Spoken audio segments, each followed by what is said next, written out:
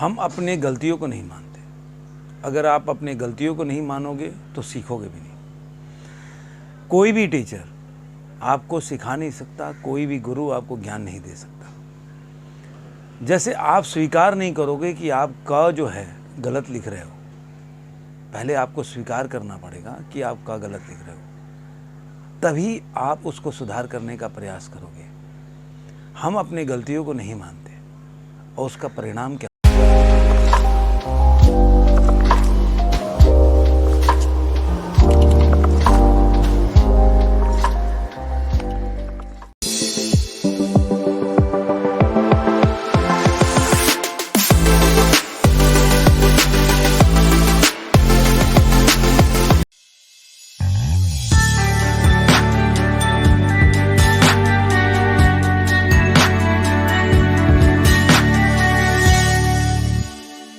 जिंदगी में आगे बढ़ने के लिए किसी भी इंसान को सबसे पहले अपनी जजमेंट करना चाहिए, अपना आकलन करना चाहिए कि आखिर हम प्रयास कर रहे हैं, हमारे प्रयास में कहाँ त्रुटि है कि हम सफलता को नहीं प्राप्त कर रहे हैं। जब तक हम अपना आकलन नहीं करेंगे, हम दूसरे का दोष निकालते रहेंगे, हम जिंदगी में वो चीज़ नहीं पा सकते जो चीज़ हम चाहते हैं। तो अपने से शुरुआत करो।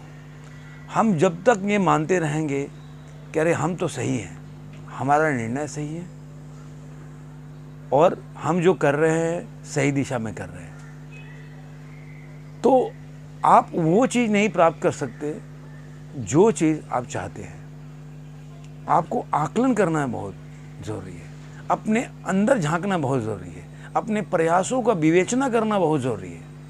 नहीं तो आप कुछ नहीं पा सकोगे और अपने अहंकार में कि मैं सही हूँ, जो भी आपके पास चीज़ है उसको भी धीरे धीरे खोते जाओगे। एक मैं छोटी सी घटना सुनाऊंगा। एक इंसान था, एक बंदा, उसका एक आदत था कि हर किसी को बोलता, अरे मैंने ये किया, मैंने वो कर दिया, ये मेरा किया हुआ है, कोई नहीं किया, मैंने तो सब कुछ कर दिया, ये मैंने ठीक किया। मतलब वो हर आदमी को ये सब बातें बोलता रहता था। और ये अक्सर हम लोग कहीं न कहीं अपने प्रयास में, बोलने के आचरण में ये नहीं सोचते कि हम जो बोल रहे हैं वो कहाँ तक सही है। अरे कोई ना कोई तो है जो जग को बनाया है, कोई ना कोई तो है इस सृष्टि को बनाया है, ये पेड़ पौधे वायु को बनाया है। वो कभी आपसे आकर बोला कि मैंने ये बनाया है, लेकिन हमारे ज़बान पे ये रहता है क्योंकि हमें ये दूसरे को ये बताना है या अपने अहंकार को फीड करना है कि मैंने ये सब कुछ किया है। हम अपना कर्तव्य नहीं समझते कि ये मेरा कर्तव्य है और ये जो मैं कर रहा हूँ, मैं एक इंसान के रूप में मेरा ये धरती पे जन्म हुआ है। भगवान ने एक हमारे को ये सौभाग्य दिया है धरती पे आने का, तो हमारे कुछ कर्म हैं, उसको करना ही चाहिए। जैसे फूल का कर्म है उसको खुशबू देना, वैसे इंसान का भी कर्तव्य होता है कर्म करना, जो उसका कर्तव्य है, जो उसकी विशेषता है इंसान की, वो करना। तो वो ऐसा बंदा हमेशा बोलता रहता था, कहीं भी जाता था, कहीं भी। गांव के लोग परेशान थे तो कितना भी लोग उसको समझाते थे, मतलब वो किसी को बातों को कोई तवज्जो नहीं देता था। और जब आदमी के पास पैसा रुपया भी आ जाता है ना, तो अहंकार का, अगर एक तो बंदा अहंकारी हो और उसके बाद पैसा भी आ गया, तो वो बोलते हैं ना कि एक तो करेला ऊपर से नीम चढ़ा, वो बात हो जाती है। तो वो बंदे के दिमाग में कभी भी नहीं आता कि मैं जो कर रहा हूँ वो सही है या गलत है। एक बार की बात है, जो बंदा था वो कहीं अपने रिश्तेदार के यहाँ ट्रेन में जा रहा था, तो ट्रेन पे चढ़ते ही अपना सूटकेस बैग उठा लिया और खड़ा हो गया कोने में।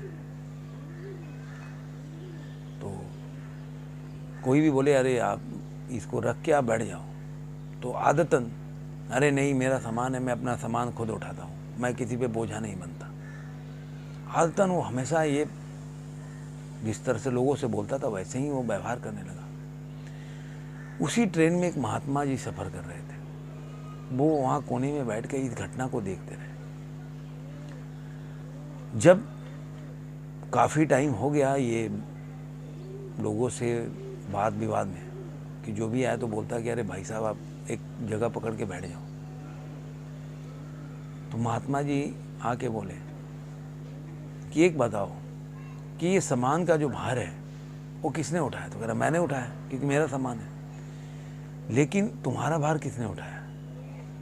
ये कभी सोचा है? वो बंदा एकदम चुप हो गया।